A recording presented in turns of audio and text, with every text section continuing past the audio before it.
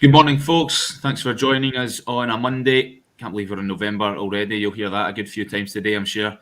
And Celtic at the weekend drew with Livingston, not for the first and probably not for the last time. Alison McConnell and Sean Martin, the Lions, proved to be the undoing of Celtic, as they were earlier in the season. I don't think, though, this time people expected the outcome of the game that eventually arrived. Going to Ammanvale is maybe a different story, but at Parkhead, where Livi have never won, I think it was almost fully expected that Celtic would end this game with the 3 points. They had a golden chance too in the last minute of the game, which we'll come to, but they couldn't break through Livi and failed to take the chance to go top of the table for at least a day or so.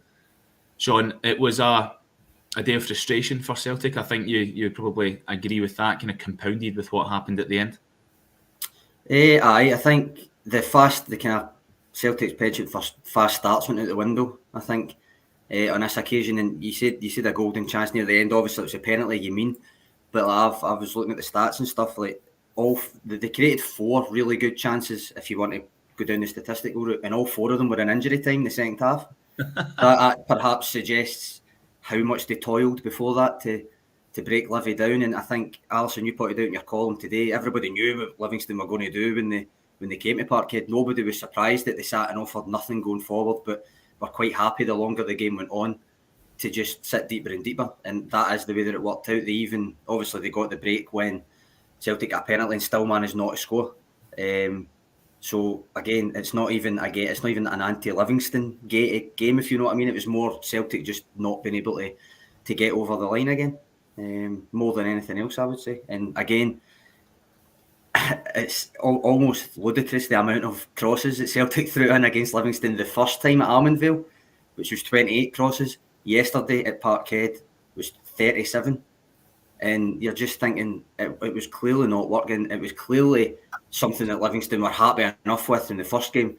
And you seen Martindale, again, this is something you mentioned, Alison, Martindale was chuffed to bits that Kyogo wasn't starting before the game, probably for that reason. He thought then they're going to be throwing in even more crosses now.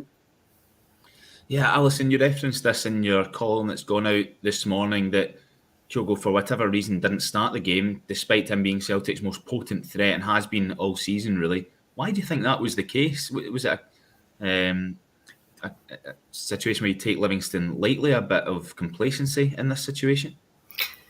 I can only assume, having not been at the game and not been in the post-match press conference, my only assumption can be that it was an opportunity to rest him, to give him a bit of a breather. But I think, it's not my opinion that's going to count here, but it clearly didn't work. I think Celtic have so few creative outlets, and when you're playing against a team like Livingston, who you know are going to camp in, I think you need that movement. I think what you need is the intelligence of movement to exploit whatever pockets of space that you're going to find, and there's not going to be too many of them. And I think the longer the game goes on, nothing each for a team like Livingston, the more encouragement they take from it, and the harder and more frustrated Celtic get as they struggle to break it down.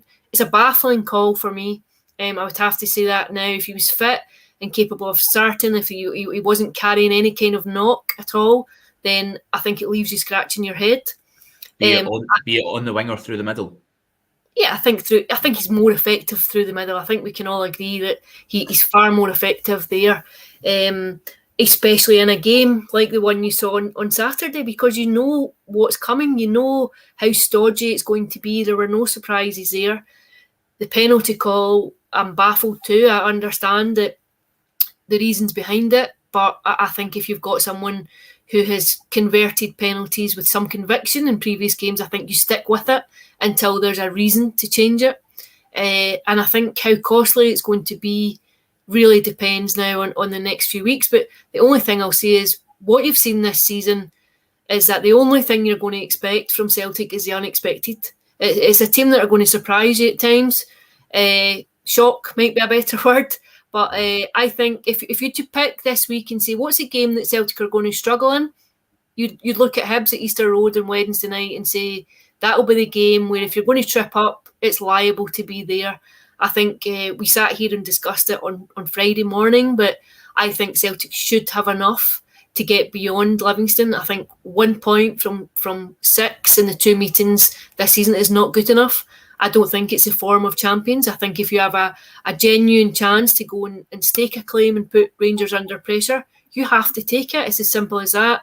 And I think Rangers responded in kind yesterday by going out and hammering Motherwell, and the onus is back on Celtic now to come up with a reply. But I think there are so many frustrating strands to Saturday from Celtic's point of view.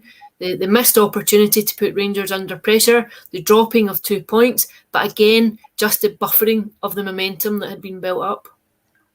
We'll come to the penalty in a bit more depth in a minute, Sean. I want to ask you first, there's a comment come in from Simon Thomas here saying that Celtic missed Rogic's line-breaking passes. One of the narrative that's come from the game is that Celtic seem to be too reliant on him and Kyogo both starting the game if they want to go and tear an opponent to shreds. So is Rogic just as important in this sense as Kyogo Furuhashi?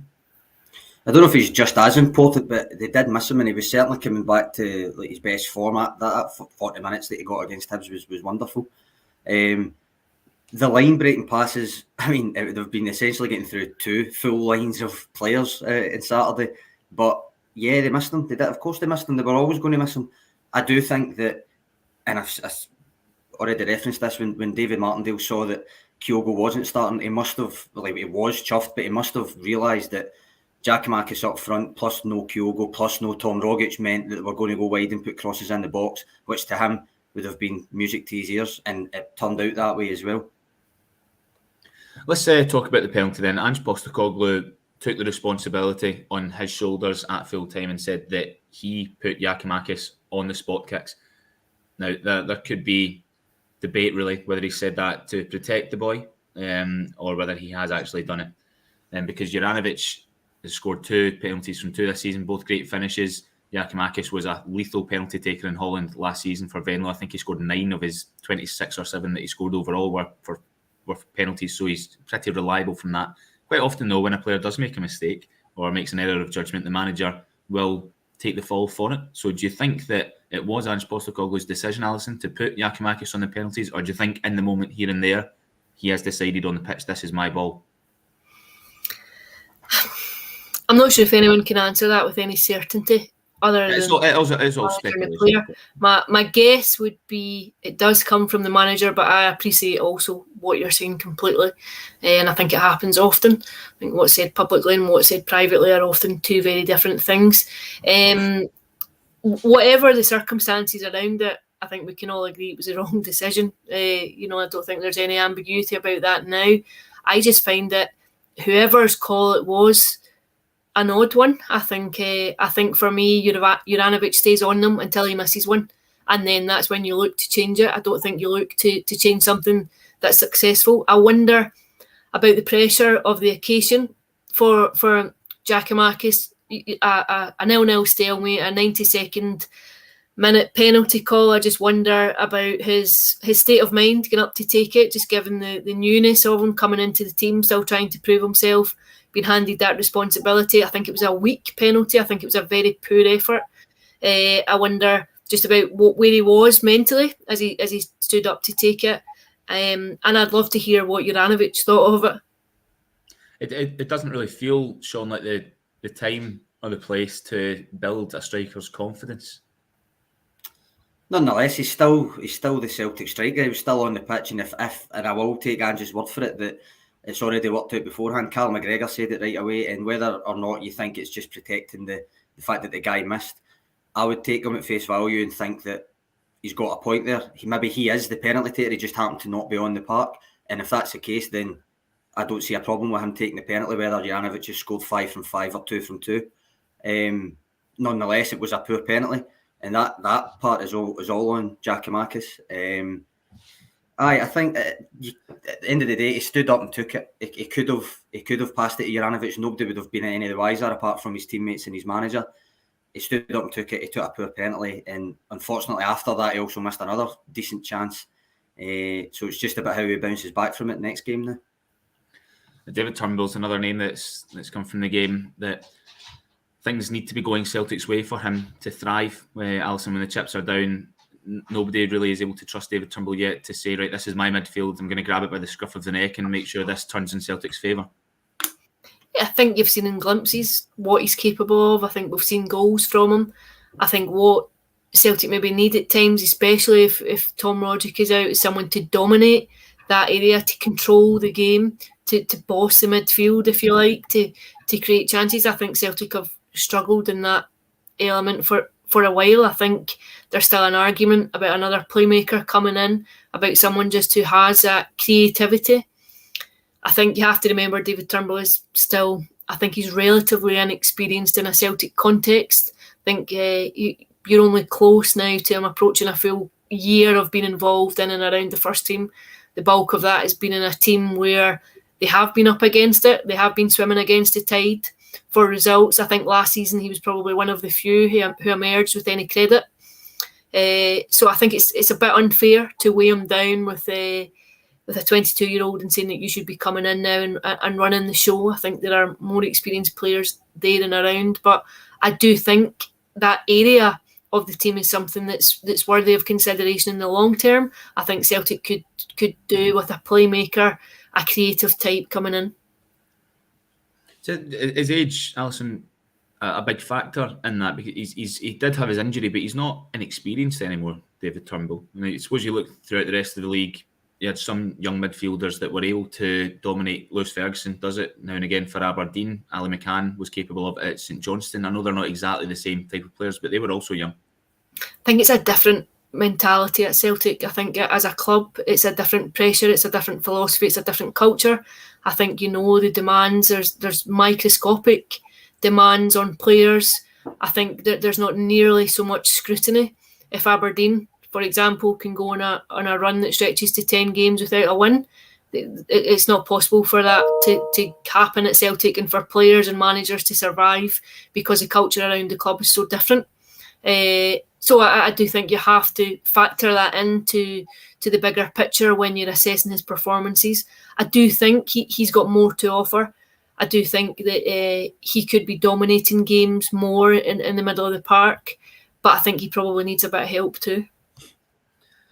Well, I think we need to flag up for anyone that doesn't know and address that there was a situation on Saturday where there's an alleged racial chant or bit of abuse sent towards Abo Obilai when he was sent off for when he was sent off for Livi in the dying stages after swatting Kyogo Furuhashi in the back of the head. There's a journalist that is reported that he heard some abuse being directed the way of the centre half, which obviously is a shocking thing and quite rightly reported.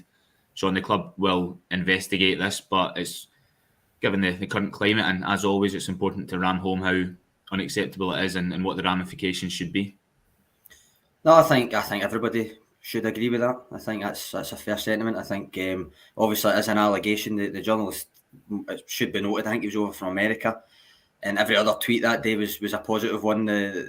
He loved the atmosphere, he loved the Celtic Park, he loved the rest of it, and then he happened to report that he heard a slur directed towards the Livi player. So I think I agree with you. I think everybody would agree with you. There's no place for it. Yeah, this isn't something that, as far as I'm aware, is reported often or too often at all, especially from Celtic Park anyway. Bit of a sad thing to hear that if it's true, Alison. I think it's appalling. I think if it's true, I think people would be fairly unanimous in their condemnation of it. I think it's a lifetime ban. I think it's completely non-negotiable. I don't think it's welcome in any area of our very multicultural society. I don't think you want to hear it at Celtic Park. It's a club that prides itself on being open to everyone, of accepting of various different cultures, religions, faiths, colour, creed. Then I think if that's the case, you have to be seen to show exactly what you think of it. I also think there's a danger sometimes. We would all profess to stick to an anti-racism message. I think sometimes there's a tribalism that comes into play in terms of football fans. That you maybe look to the colour of the shirt before you decide whether or not you think there's been a racist incident at large. I think you have to look beyond it. I think it's unacceptable, it's unforgivable, and I think the strongest possible action has to be taken just to show that you mean what you say and that you stand by the philosophy that you preach. There's another off-the-field talking point from the Celtic game as well, which is with the interest that Celtic have been showing in appointing Bernard Higgins to a security role at the club. He was Assistant Chief Constable with Police Scotland and was one of the drivers of the Offensive Behaviour in Football Act. Sean, now a lot of Celtic fans are very unhappy about this. For anyone that's not aware, can you shed some light on it? Well, I'll prefix it with this. A few weeks ago, I wrote like the first moments that mattered article for the website on the Anthony Stokes inspired comeback against Killie back in 2011, the 3-3 draw, kickstarted 9 in a row, all that stuff.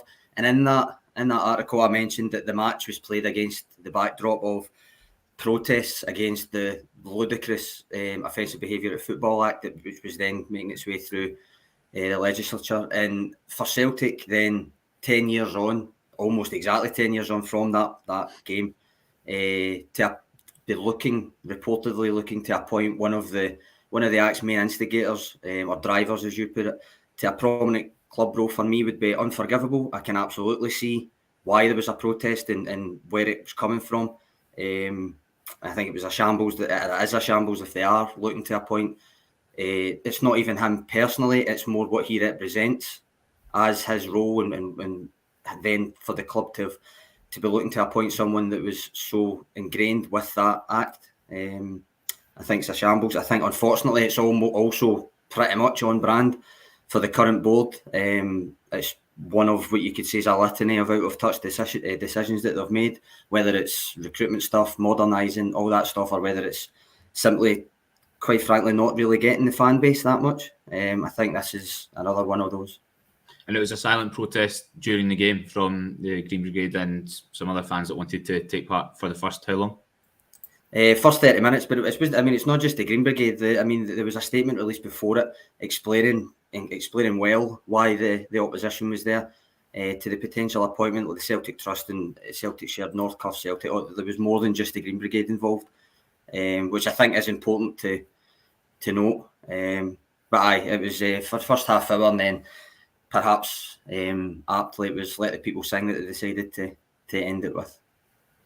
Alison, do you think that the board will take heed of this sort of opposition from the support?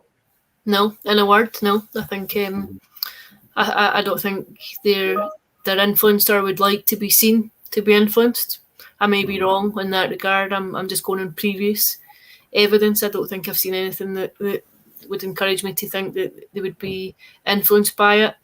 I agree with some of what Sean just said there, but what I would say is I do wonder sometimes about what the effect it is on players when there's politics going on within the stadium. I do wonder about that first half an hour. I see the reasons why, I understand the reasons why, but I do sometimes think that it maybe has an adverse effect on what goes on the pitch.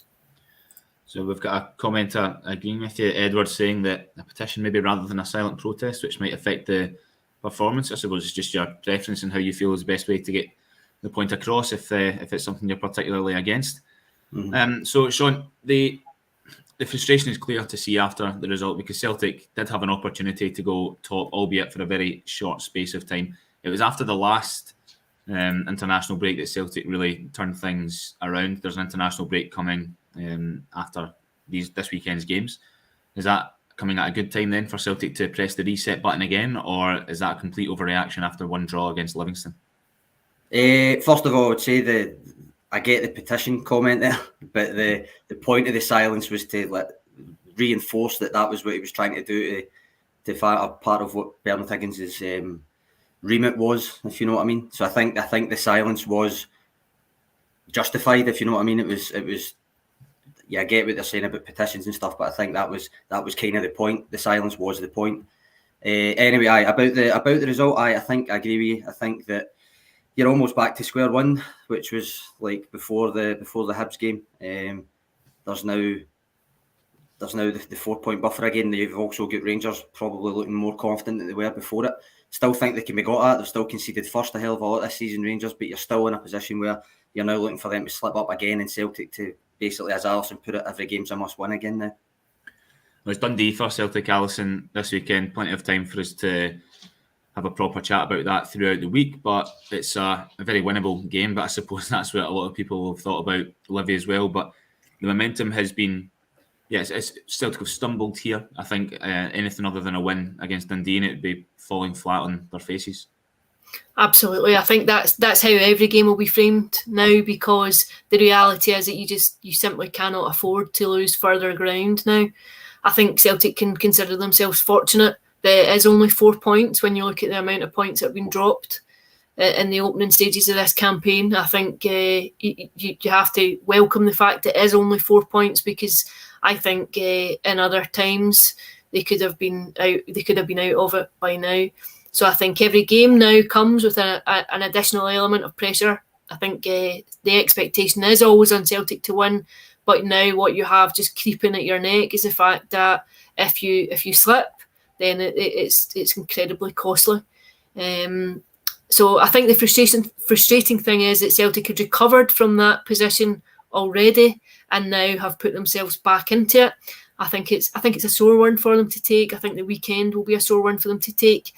I think you have to go and analyse it. I think you have to look at what went wrong, because there will be umpteen games this season at Celtic Park where Celtic are faced with breaking down, stodgy defences and teams that want to sit in. It's not going to be a flash in the pan. It won't be isolated games. So I think you have to give consideration just to how you line up and how you confront that as a problem and how you solve it. I said just on that. Quite often, when the small team goes to the home of the big team and comes away with a result, it is because of their defensive resilience. And if they win the game, maybe they're how clinical they can be in the counter attack or from a set piece. And often, home fans will say, Team X would get football stopped, anti-football, this, that, or the next thing. I think it's probably fair to recognise that what else are Livi supposed to do, really, in this situation when they're against Celtic? Because they have to identify a way to stop Celtic first and foremost. And that's not going to be by playing open, expansive football and sending their fullbacks high up the park, etc.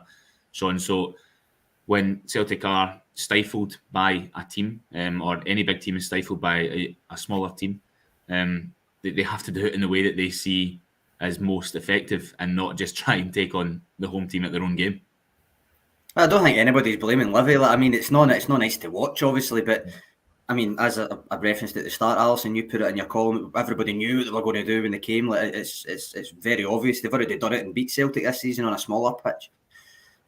But no, I mean, nobody's really blaming Livi from what I can see. Although it isn't, as I say, it's not good to watch as like a fan or anything. But again, I agree with you that nobody thinks that that's what they were going to do anything other than that. So the onus is always going to be on Celtic to break a team like that down. All right, Livi maybe went to the wee bit of the extreme and offered almost nothing going forward, and if they had conceded, that might have been different, but they didn't, and therefore their game plan worked to a T. Right, well, we'll be back tomorrow then, as we build towards the weekend's game against Dundee. Thanks for joining us, everyone, and remember, you can subscribe to us here on YouTube. You'll get alerts every morning when we go live or whenever we post anything else to our channel as well. So Alison, Sean, thanks for coming on again, and we'll be back tomorrow. Thank you. Cheers, Andy.